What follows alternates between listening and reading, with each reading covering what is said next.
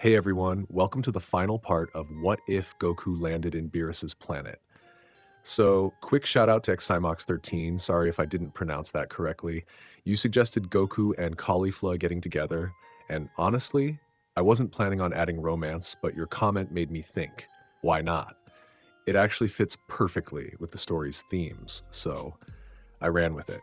Hope you all enjoy this direction. This is the end of the series. Thanks for sticking with me through all 8 parts. Let's finish this story right. Goku stood on the observation deck of his divine realm, a cup of tea cooling in his hands. Below, Earth spun peacefully, a blue marble that had been his constant for over a century, 71 years as god of destruction, 71 years of maintaining cosmic balance, of difficult choices, of watching everyone he loved age and disappear into memory. The list had grown long, Gohan dead 15 years at age 92. Vegeta, gone 23 years, finally brought down by injuries, and now Pan, 94 years old, bedridden, her once mighty warrior's body reduced to fragile flesh and failing organs. The doctors gave her days, maybe hours. Staring at it won't make it easier, a voice said behind him. Goku didn't turn. He recognized the energy signature immediately, had known it for decades now, could pick it out of a crowd of billions. Caulifla floated down beside him, her Universe 6 destroyer regalia rippling in the cosmic winds. At 108 years old chronologically, she still looked to be in her late 20s. Her spiky black hair was as untamable as ever, her eyes sharp but not unkind. "How'd you know I was here?" Goku asked. "I was passing through Universe 7 space and felt your energy spike. You only get like that when something's wrong." She leaned against the railing beside him. "It's Pan, right? Last of that generation," Goku said quietly. "After she's gone, there won't be anyone left who remembers Raditz, who knew Gohan as a person, not a legend, who trained with Vegeta before he mellowed out." He took a sip of cold tea, grimaced. "Just me and my memories." Caulifla was quiet for a moment. "You know, when I first met you, at that exhibition match, 85 years ago, I thought you were crazy. A Saiyan raised by gods who actually gave a damn about mortals, who cried at funerals and visited family.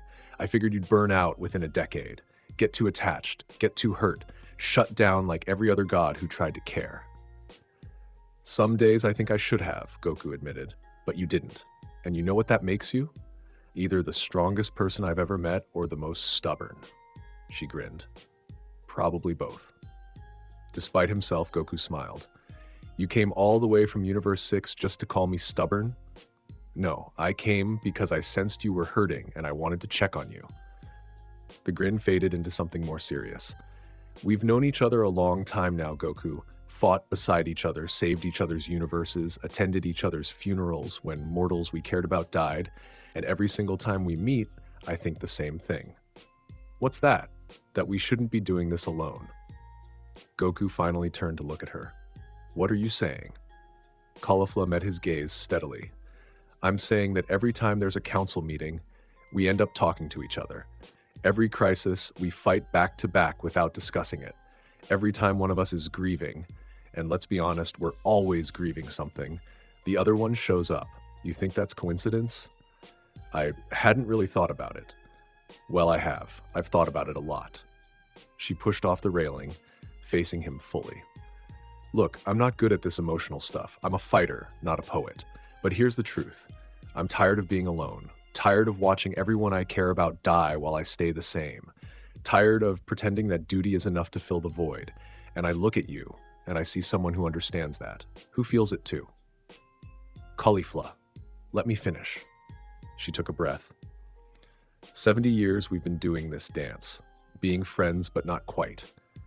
Being close, but maintaining distance. And I'm done with it. I want more. I want. She struggled with the words. "I want someone who will still be here in 1,000 years. Someone who gets what it means to be a destroyer. Someone who can handle my bad moods and my battle lust and my tendency to blow things up when I'm frustrated." Goku stared at her, his mind racing. "You're talking about us, together, properly." Caulifla's usual confidence wavered slightly. "I love you, Goku. Pretty sure I have for years, but was too stubborn to admit it, and I hope you feel something similar. So what do you say? Want to stop being alone?" The words hung in the air between them.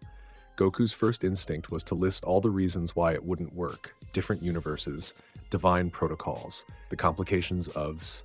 Then he thought about the alternative, another century of solitary grief, another millennium of watching mortals die while he endured. Eternity stretched before him, and the idea of facing it alone suddenly felt unbearable. The Grand Priest would have opinions, he said weakly. Already checked, there's no rule against it. Gods from different universes can form partnerships. It's just never been done because most destroyers are too proud or too scared of vulnerability. She stepped closer. But we're not most destroyers, are we? No, Goku admitted. We're really not. He set down his teacup. I'm terrified, not of you, of opening myself up to more loss. Every time I care about someone, they die or leave or... I'm not going anywhere, Caulifla interrupted firmly. I'm immortal, same as you. We're in this for the long haul, whether we like it or not. So we can spend eternity alone and miserable, or we can spend it together. Your choice. Goku looked at her, really looked. Saw the vulnerability beneath her confident exterior. Saw someone just as scared, just as tired, just as desperate for connection. Saw someone who understood what he was, what he'd been through, what he'd continue to face. Saw a future that didn't look quite so crushing. Together sounds better, he said. Caulifla's face lit up, a genuine smile that transformed her entire expression. Yeah? Yeah! Goku stepped forward, closing the distance between them. I'm probably going to be difficult. I brood, I get attached to mortals, I make emotional decisions that technically aren't optimal for cosmic balance, and I'm impatient, aggressive, and I solve too many problems by hitting them really hard. Caulifla interrupted. We're both disasters. That's probably why this works. She pulled him into a kiss. It started tentative. Two people terrified of messing this up, but quickly became something more. Desperate, relieved, like finally coming home after an impossibly long journey. When they separated, both were grinning like idiots. So, Caulifla said, what now? Now we tell Pan, Goku decided. Let her know I won't be alone. Then, he looked out at the multiverse. Then we figure out what a divine partnership actually looks like. Together. Together, Caulifla agreed, taking his hand. I like the sound of that. They materialized in Pan's room side by side. The elderly woman was propped up in bed, staring out the window at the sunset. At their arrival, she turned, and her eyes widened, then filled with tears that had nothing to do with her condition. Uncle Goku brought a girlfriend? Pan's voice was weak but delighted. Pan, this is Caulifla, Goku said, pulling up chairs for both of them. She's the god of destruction for Universe 6. And we're together. Finally. Pan tried to sit up straighter, winced, settled back. I've been telling you for years to find someone who'd stick around, someone immortal who gets what you do. And you actually listened. Your letter helped, Goku admitted. The one you left me. About stopping forming connections with mortals who die. I'm a genius even on my deathbed, Pan said smugly. Then to Caulifla. So, you, what are your intentions toward my uncle? Caulifla blinked, clearly not expecting interrogation. To make sure he doesn't spend eternity alone and miserable, to be a partner who understands the burden because I carry it too, to maybe make him smile more because his brooding gets old. Good answers. Pan reached out with trembling hands. Both gods took one. Thank you, both of you, for finding each other, for proving gods can be more than lonely weapons, for... Her grip tightened weakly, for giving me something I've worried about for years. Uncle Goku, you won't be alone now. That's everything I wanted. You're not dying yet, Goku protested. The doctors said days. The doctors are optimistic, Pan interrupted gently. I know my body, Uncle Goku. This is it, and I'm okay with that. I've lived 94 years in a universe you kept safe, trained warriors, raised a family, passed on everything Great-Grandpa Reddit's taught me. That's a good life, a complete one. She looked at Caulifla. Take care of him. He'll try to be stoic and strong, but inside he's actually a giant softie who cries at weddings and can't watch sad movies. He needs someone who sees that. I think I can handle it, Caulifla said, her voice surprisingly gentle. Good. Pan's eyes were starting to drift closed. One more thing. Promise me you'll be happy, both of you. Promise you won't let duty consume everything. Even gods deserve joy. We promise, they said together. Pan smiled, peaceful and content. Then I can rest. Thank you, Uncle Goku, for everything, for watching over us, for never giving up, for proving gods can love. She fell asleep, still smiling. 3 days later, she died without waking. peaceful, pain-free, surrounded by family. At the funeral, Goku and Caulifla stood together openly. No hiding, no distance. Two gods grieving a mortal they'd both cared about. Afterward, as the family dispersed, a young woman approached, maybe 30, with Saiyan hair and Pan's fierce eyes. "I'm Kale," she said, "Pan's great-granddaughter. She talked about you all the time. Both of you, actually. The last few weeks, all she could talk about was how happy she was that Uncle Goku found someone." The woman smiled through tears. "Just wanted to say thank you. For making her last days happy. For being the kind of gods who actually care. Thank you for sharing her with me," Goku said. "Your family has been my anchor for over a century. I won't forget that." As they left Earth, Caulifla squeezed his hand. "You okay?" "Getting there," Goku said. "It still hurts, but having you here helps. A lot." "Good, because you're stuck with me now. Best thing I've ever been stuck with." 1 week later, the Grand Priest's palace, all 12 gods of destruction stood assembled along with their angels. Goku and Caulifla stood hand in hand before the Grand Priest, who looked more amused than surprised. "You wish to formalize a partnership," the Grand Priest said, "a romantic relationship between two gods of destruction from different universes. Unprecedented, but not prohibited." "We checked the rules thoroughly," Caulifla said. "There's nothing against it." "That's because no one's ever tried," Quetilla interjected, his rat-like face twisted in disapproval. "Gods are supposed to be solitary. How can you maintain objectivity if you're emotionally compromised?" "The same way I've maintained it for 71 years, Goku said calmly. "By understanding that emotional connection doesn't compromise judgment, it refines it. I make better decisions because I care about consequences, not in spite of it." "He has a point," Jiren said unexpectedly. The Universe 11 destroyer stepped forward. "Lord Goku's compassionate destruction has improved mortal levels across all universes. His connections have made him better at his job, not worse. Why would a connection to another deity be different?" "Thank you, Jiren," Goku said, surprised. "I speak truth, not flattery." But Jiren's expression was approving. "If this partnership makes both of you more effective destroyers, the multiverse benefits." "What about conflicts of interest?" Quetla persisted. "If Universe 6 and 7 have a dispute, then we'll handle it professionally," Caulifla said. "Same as any other gods. Our personal relationship doesn't change our duties. If anything, it gives us more reason to be fair. We won't risk the other's universe over personal bias." The Grand Priest nodded slowly. "Your records support this claim. Both of you have been exemplary in your roles. Lord Goku has redefined destroyer philosophy. Lady Caulifla has implemented similar compassion in Universe 6. Your partnership would not compromise your duties. If anything, it may enhance them by providing emotional stability." He smiled, rare and genuine. "Therefore, I approve. You'll be the first divine partnership in multiverse history. Congratulations." 2 rings materialized, simple bands of condensed divine energy. The Grand Priest continued. "These rings will link your life forces. Not completely, you'll remain individuals, but enough that you'll always sense each other's location and emotional state across any distance. Physical separation becomes meaningless." Goku and Caulifla took the rings, sliding them on.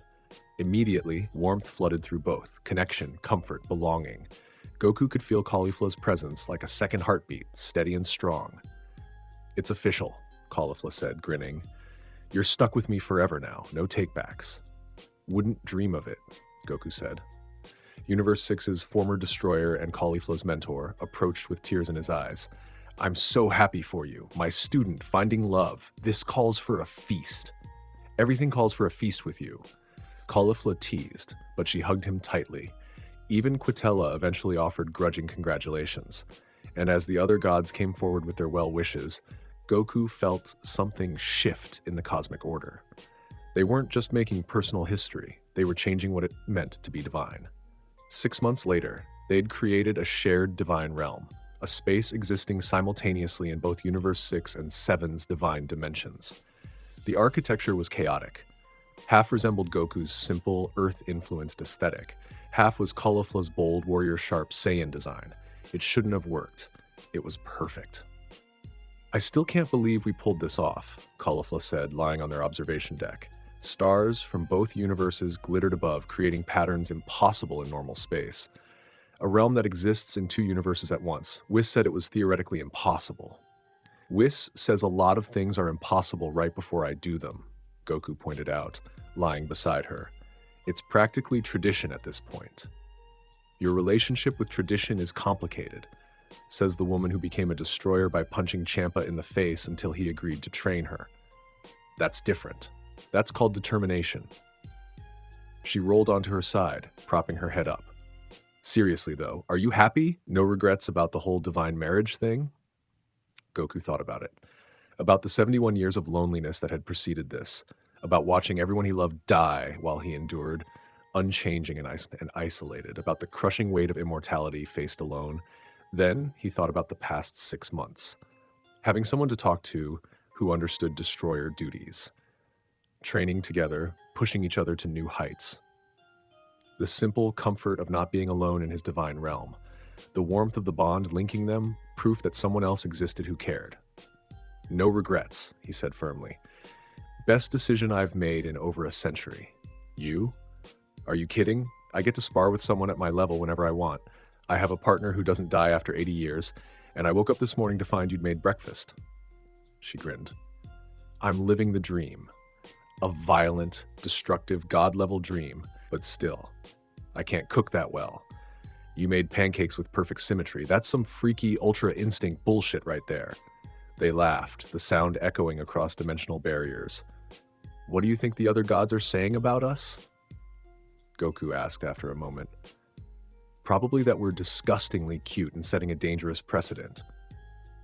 Caulifla stretched. I heard Jiren's been asking Whis about partnership protocols, and Universe 2's destroyer has been making eyes at Universe 10's god for decades. Apparently, our relationship gave them courage to actually talk. So we're inspiring other gods to find happiness? Looks like it. Your whole destroyers can care philosophy is spreading. She poked his shoulder. How's it feel to revolutionize divine culture twice in one lifetime? Weird. Good weird, but weird. Goku caught her hand, interlacing their fingers. Thank you, by the way. For what? For taking a chance on a broken, grieving destroyer. For seeing something worth loving beneath all the baggage. For proving I didn't have to face eternity alone. Right back at you, Caulifla said softly. I was turning cold before you, isolated, heading toward the distant, uncaring destroyer that everyone expects. But you showed me another way, showed me strength could include vulnerability, that caring wasn't weakness. She squeezed his hand. We saved each other, really. That's what partners do. Yeah, Goku agreed. I guess it is. They lay there in comfortable silence, watching stars from two universes dance above them. Two gods who'd found something cosmic law said was impossible, eternal companionship, infinite understanding, love that transcended death because neither would die. For the first time in 71 years, the future didn't feel crushing. It felt manageable, even hopeful. Because whatever came, cosmic threats, divine politics, the endless march of time, they'd face it together. And that made all the difference. 50 years after the partnership, Goku and Caulifla stood before the assembled gods of destruction, but there were more than 12 now, 19 destroyers total, and most were in partnerships. You two started something, Jiren said quietly. He stood beside Universe 2's destroyer, his own partner of 20 years. Changed how gods view relationships, made it acceptable to admit we need connection. We just got lucky, Caulifla demurred. No, the Grand Priest interjected. You were brave. There's a difference. Lord Goku, Lady Caulifla, you've been formally recognized as Master Destroyers, gods whose influence extends beyond your own universes. Your partnership has improved cosmic stability across all 12 realities. Divine-mortal relations are at historic highs. Mortal levels have increased. War between universes has nearly ceased, he smiled. That's your legacy. Not just your individual actions, but proving that gods can be strong and connected, powerful and loving. Thank you. The assembled gods, divine beings capable of erasing galaxies, applauded. For two Saiyans who'd taken a chance on love. Afterward, at the celebration, Goku and Caulifla found themselves surrounded by younger gods asking for advice. How do you balance duty and partnership? One asked. You don't, Caulifla said bluntly. You integrate them. Your partner becomes part of your duty. Protecting them, supporting them, being there for them, that's just as important as maintaining cosmic balance. What if you disagree on destroyer decisions? Another asked. Then you talk it out like adults, Goku said. Caulifla and I have disagreed plenty, but we respect each other enough to listen, to consider the other's perspective. Usually we find middle ground. When we can't, we trust each other's judgment in their own universe. Do you ever fight? A young destroyer asked nervously. All the time, they said simultaneously, then laughed. But we fight fair, Caulifla added. No hitting below the belt, metaphorically or literally, and we always make up before bed. That's the rule. The secret, Goku said seriously, is that there's no secret. We work because we want to work, because we choose each other every day, even when it's hard, even when we're annoying each other. That choice, that daily commitment, that's what makes it last. Later, floating in their shared realm, Caulifla nudged him. Look at us, giving relationship advice to gods. We're like a divine self-help book. A really violent self-help book, Goku amended, with more explosions, the best kind. She leaned against him. Do you ever think about what would have happened if we hadn't gotten together? If we'd stayed solitary? Sometimes, Goku admitted. I'd probably be a shell of myself by now. Cold, distant, everything I never wanted to become. What about you? Same. I was headed there fast before you. She was quiet for a moment. We saved each other, literally, from becoming monsters of isolation. Then I'm glad we were both brave enough to try. Me too. They stayed there, two gods who defied cosmic tradition, watching the multiverse spin beneath them. Empires rose and fell, civilizations flourished and faded, mortals lived their brief, brilliant lives, and through it all, Goku and Caulifla endured, together, unchanging, eternal. Not because they had to, because they wanted to, and that made all the difference. 650 years after the partnership, the observation deck had become their ritual. Every evening, as much as evening meant anything in divine realms, they'd sit together, watching their universes, talking about everything and nothing. 6.5 centuries together. Enough time for empires to rise and crumble to dust, but not enough time for them to grow bored of each other. Remember when we first met? Caulifla asked, her head on Goku's shoulder. At that exhibition match, you were so serious, all business. I was terrified, Goku admitted. First real fight in years. Thought I'd embarrass myself. You nearly did. I had you on the ropes before you pulled out that trick. That trick saved my dignity. Your dignity's always needed saving. But she was smiling. I loved that fight. First time in years I'd felt genuinely challenged. Should have known then I'd end up falling for you. Took you long enough to admit it, Goku teased. Only 80-something years of denial. I'm stubborn. You knew that going in. They laughed, the same easy laughter that had marked their entire partnership. 6 centuries, and they still made each other smile. Goku?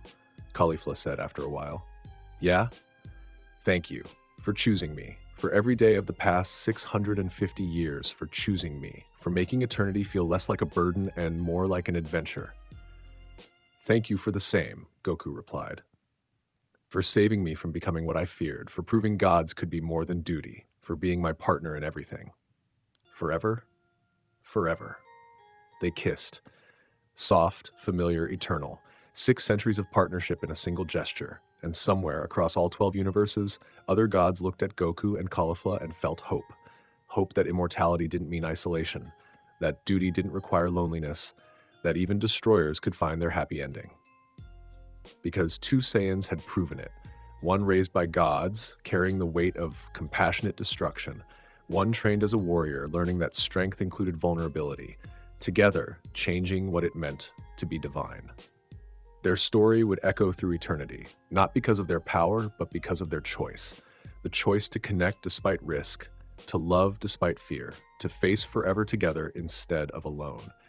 And that, more than any transformation or technique, was their true legacy. The destroyer and his partner, the gods who loved, the proof that even eternity is better with company. And that's it. That's the end of Goku's journey, from an infant intercepted by gods to an eternal master destroyer who proved that even immortals deserve love. I hope this story resonated with you. If it did, drop a like, leave a comment telling me your favorite moment from the series, and subscribe if you want to see more content like this. Seriously, your support is what makes these projects possible. Special thanks again to xcymox13 for the Caulifla suggestion. You genuinely made this ending better. What should I write next? Let me know in the comments. Until then, take care and remember, even gods need someone to share the journey with. Thanks for watching. See you in the next one.